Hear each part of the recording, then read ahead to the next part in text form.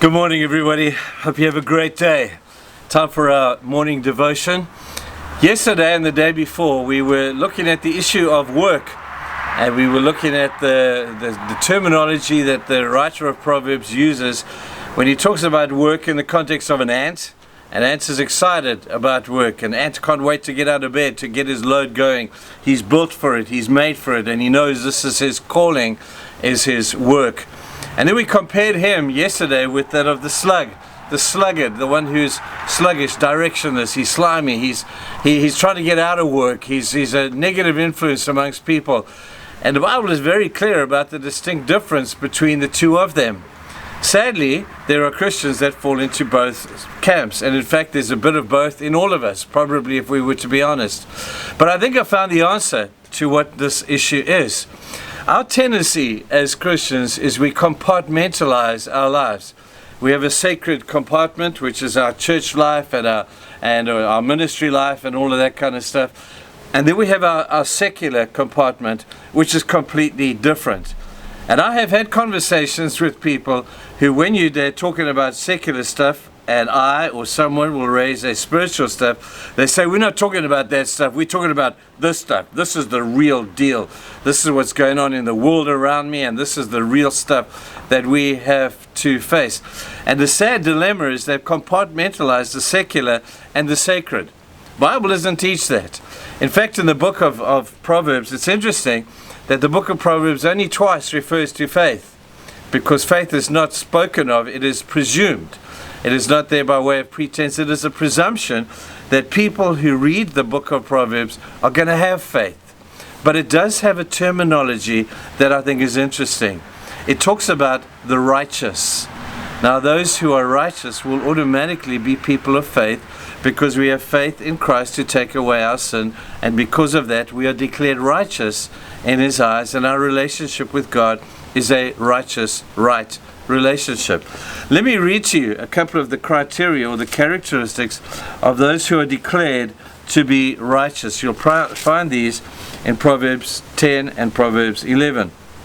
It says, first of all, the righteous will never be uprooted, but the wicked will not remain in the land. The lips of the righteous know what is fitting, but the mouth of the wicked only what is perverse. The mouth of the righteous brings forth wisdom, but a perverse tongue will be cut out.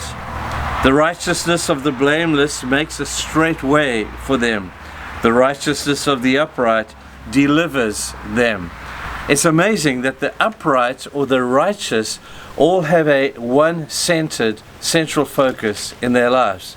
The two compartments, the secular and the sacred, have now overlapped. They have now one center. If you look in life, and if you pictured every area in your life as being a circle, here's my hobbies, here's my friends, here's my social life, here's my work life, here's my church life, each is a circle. Every circle has a center. Now, an eccentric person is one who has every issue or area of his life has a different center. That's what makes him eccentric. So he's got a different center for that area, a different center for that one. He's terribly confused. But a Christian is someone who should have one center, being Christ, being our relationship with Him. And every area and every issue in our lives should revolve around that one center. That's what makes it concentric as opposed to eccentric. Now, we're too many eccentric Christians out there, people. People with different centers, people with a secular life that has nothing to do with their spiritual life. They need, I believe, to blend these things. And when our work becomes part of our worship, then all of a sudden we begin to see the power of God at work in our workplace through us.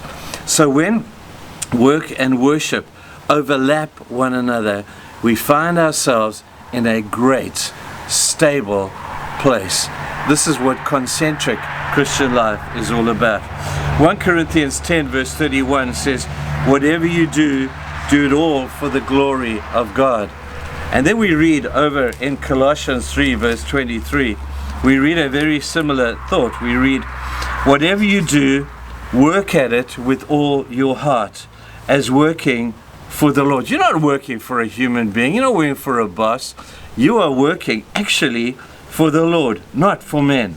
Since you know that you will receive an inheritance from the Lord as a reward, it is Christ you are serving.